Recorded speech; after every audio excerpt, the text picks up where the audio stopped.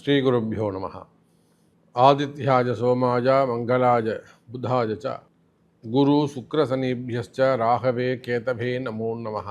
எல்லாம் வல்ல அம்மையப்பனாக விளங்கக்கூடிய சொர்ணாம்பிகை அம்பா சமேத வீமேஸ்வர பெருமானுடைய திருவடிகளை வணங்கி, என்னுடைய உபாசனை தேவதை அன்னை ஸ்ரீ வாராகி அம்பாளுடைய மலரடிகளையும் பணிந்து, உலகம் முழுவதும் வாழக்கூடிய என் அன்பு பக்தர்களே அனைவருக்கும் உங்கள் தாம்பரம் ஸ்ரீ வாராகி ஈசனேசன் சுவாமியினுடைய நல்லாசிகள், வாழ்த்துக்கள். ஜெய் வாராகி, ஜெய் வாராகி.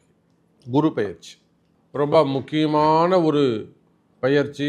எல்லாரும் ஆவலோடு எதிர்பார்க்கக்கூடிய ஒரு பயிற்சி எதுன்னு கேட்டிங்கன்னா, உண்மையிலேயே அது குரு பயிற்சியாகத்தான் இருக்கும்.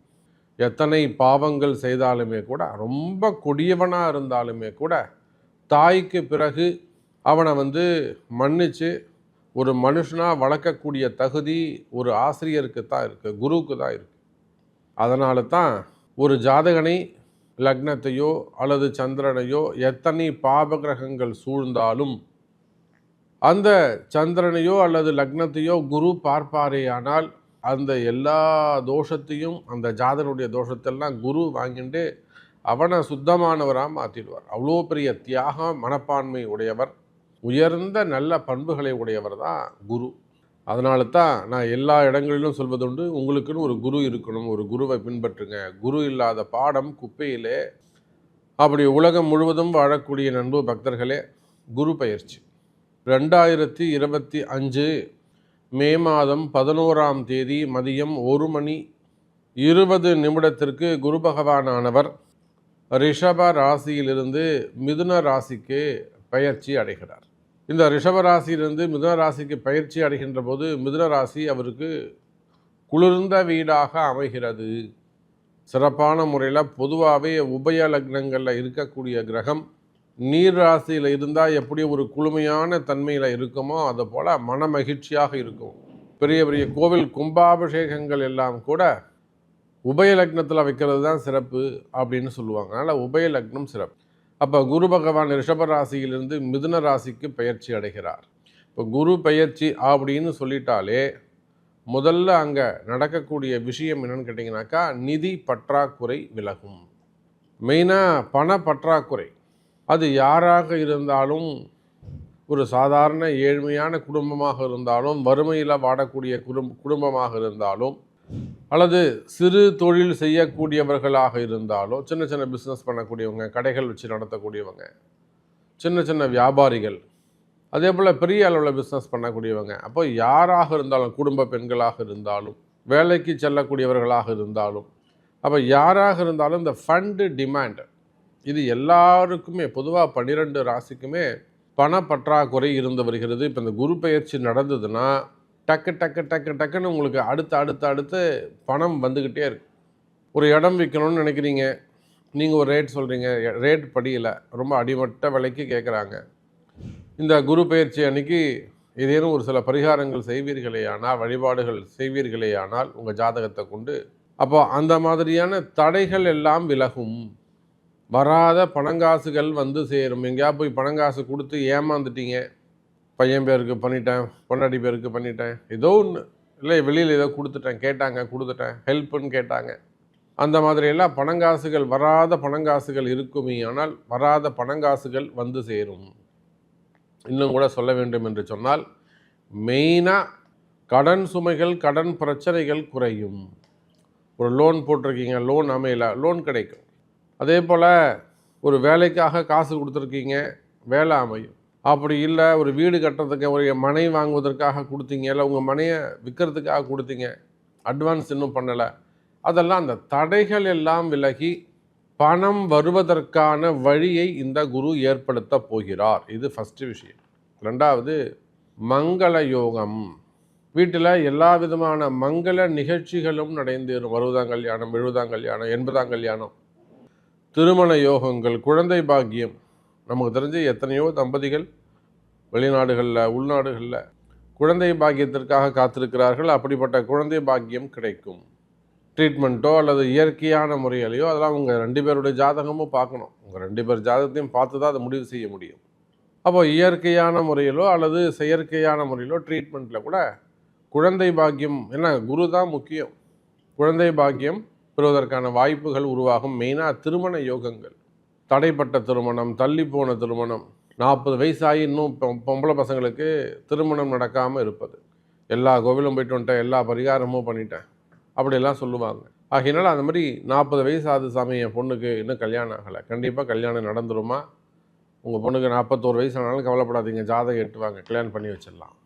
அப்போ திருமணங்கள் நடைபெறும். முதல் திருமணம், இரண்டாவது திருமணம், தடைப்பட்ட திருமணம், தள்ளிப்போன திருமணம், வயோதிக திருமணங்கள், இந்த மாதிரியான திருமண யோகங்கள் கிடைக்கும். அதே போல் மெயினாக மனக்கசப்புகள், குடும்ப உறவுகள்கிட்ட இருக்கக்கூடிய அந்த மனக்கசப்புகள் இருக்குமே ஆனால், மன வேற்றுமை இருக்குமே ஆனால், பிரிந்த உறவுகள்லாம் மீண்டும் ஒன்று சேருவதற்கான வாய்ப்புகள் உண்டு. ஏன்னா குரு அப்படின்னு சொல்லிட்டாலே உங்கள் வாழ்க்கையில் எதெல்லாம் தவறுகள் நடந்திருக்கோ, ரொம்ப நாள் நல்ல கிளைண்ட்டு சாமி நான் மிஸ் பண்ணிட்டேன், ஏன்னா வேணான்னு சொல்லிட்டாங்க, அது ஜாபாக இருக்கலாம், பிஸ்னஸாக இருக்கலாம், நல்ல கிளைண்ட்டை ஒரு 25 வருஷமாக எங்கள் அப்பா காலத்துலேருந்து நான் கஷ்டப்பட்டு கட்டி காப்பாற்றி வச்சுருந்தேன் சாமி, திடீர்னு ஒருத்தர் வந்தான், கலகம் பண்ணா, என்னாலேருந்து நீங்கள் வராதிங்க அப்படின்னு சொல்லிட்டாங்க. அதெல்லாம் ரொம்ப கஷ்டமாக இருக்கும் மனசுக்கு, அந்த கிளைண்ட்லாம் மிஸ் ஆகும்போது. ஸோ இதெல்லாம் ஜாதக ரீதியாக பார்க்கும்போது தான் உங்களுக்கு தெரியும்.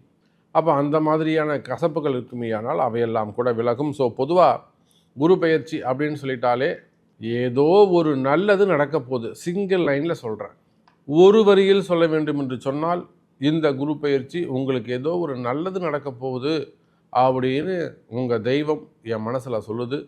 வாருங்கள் நண்பர்களே, உங்கள் ராசிக்கு எப்படி இருக்குன்னு பார்த்துடுவோம்.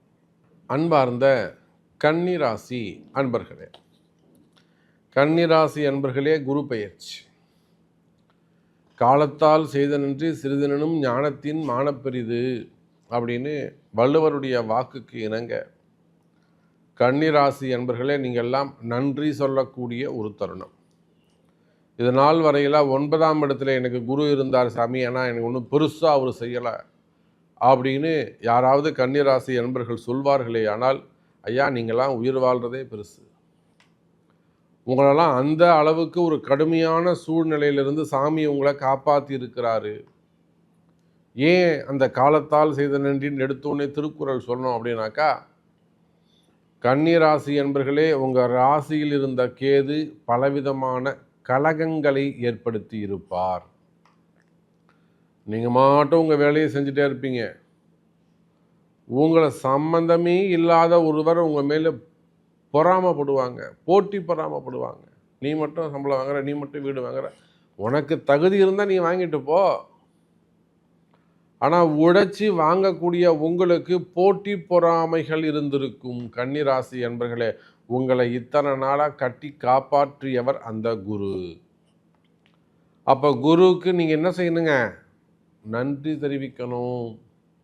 சார், ஒரு பக்கம் 7ஆம் இடத்தில் இருந்த ராகு, மறுபக்கம் 6ஆம் இடத்தில் மறைந்திருந்த ராகு, சனி பகவான், ராசியில் இருந்த கேது, இந்த ராசியில் கேது வந்ததால் எத்தனை கன்னி ராசி அன்பர்கள் உள்நாடாகட்டும் வெளிநாடாகட்டும் குடும்பம் பிரிஞ்சிருக்கு தெரியுமா? நல்லா குடும்பம் பண்ணுற இந்த பெண்கள் மனைவிகள் கூட பசங்களை கூட்டின்னு குடும்பம் பண்ண மாட்டேன்னு கோச்சுன்னு போயிருக்கோம். அல்லது கணவன் பிரிஞ்சு போயிருப்பார், மனைவி பிரிஞ்சு போயிருப்பாங்க. எத்தனை பேரை நம்ம சேர்த்து வச்சிருக்கிறோம்? அப்போ நம்ம இடத்துல வராத கன்னிராசி அன்பர்களா? இப்போ திருமண உறவு, கணவன் மனைவியுடைய மனக்கசப்புகள், இந்த கேது பண்ண வேலை, குடும்பத்தில் குழப்பம், வாக்குவாதம், புதுசாக கல்யாணம் பண்ணவங்க கூட, அந்த தம்பதிகள் கூட நல்ல நல்ல குழந்தைகளுக்கு கூட மாறுபட்ட வாழ்க்கை, மன வாழ்க்கை. 6 மாதம் கூட ஒழுங்காக வாழலை சாமி, 1 மாதம் கூட ஒழுங்காக படுக்கவே இல்லை சாமி, பிரிஞ்சிட்டாங்கன்னு சொல்லக்கூடியதெல்லாம் இருக்கு. பண்ணது கேது, செஞ்சவர் கேதுங்க.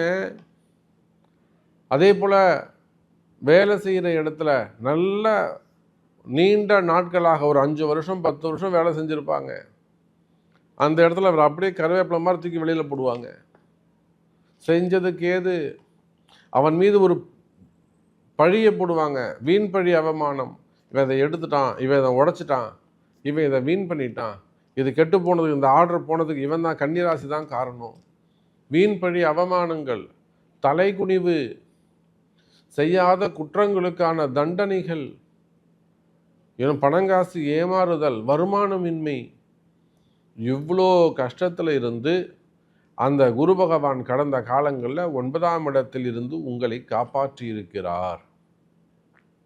அப்போ இந்த குரு பயிற்சி அன்னைக்கு நீங்கள் கண்டிப்பாக குருக்கு ஒரு கொண்டக்கடலை மாலை போட்டு அவருக்கு ஒரு நெய் தீபம் ஏற்றி, முடிஞ்சால் அந்த ஹோமத்தில் கலந்து கொள்வதற்கு என்னவோ அது ஒரு 1000 ரூபா 1500 சொன்னாங்கன்னா கூட அது பணத்தை கட்டி குருவுக்கு நீங்கள் நன்றி தெரிவிப்பீர்களே. ஆனால் கன்னி ராசி அன்பர்களே, அடுத்து நடக்க இருக்கின்ற 2025 குரு பயிற்சியும் உங்களுக்கு சிறப்பை தரக்கூடியதாக இருக்கும். சரிங்க சாமி, நாங்கள் தேங்க்ஸ் சொல்லிடுறோம். இப்போது இந்த 25 குரு பயிற்சி பற்றி சொல்லுங்களேன். 10ஆம் இடத்தில் குரு பகவான். சார், உங்களுக்கு 3 கேந்திரங்களில் தொடர்ந்து கிரகம் இருந்துக்கிட்டே இருக்குது. அது உங்களுக்கு ஒரு அதிர்ஷ்டம். என்னதான் தப்பு நடந்தாலும், அழுதாலும், உழுதாலும், பிறண்டாலும், உதவாங்கினாலும், எவ்வளோதான் வலிக்கலான்னு நீங்கள் நடித்தாலுமே கூட, ஒரு பக்கம் வலி, வேதனை, கஷ்டம் இருந்தாலுமே கூட மறுபக்கம் பணங்காசு, வருமானம் வந்து கொண்டே இருக்கும், வாழ்க்கை ஓடிக்கிட்டே இருக்கும். அதுக்கு பேர் தான் அதிர்ஷ்டம். கன்னி ராசி அன்பர்களே, உங்கள் ராசிக்கு 7ஆம் இடத்தில் சனி பகவான், 10ஆம் இடத்துல குரு பகவான். அப்போ 2 கேந்திரங்களிலும் கிரகங்கள் அமைந்திருப்பது ஒரு தனி சிறப்பு.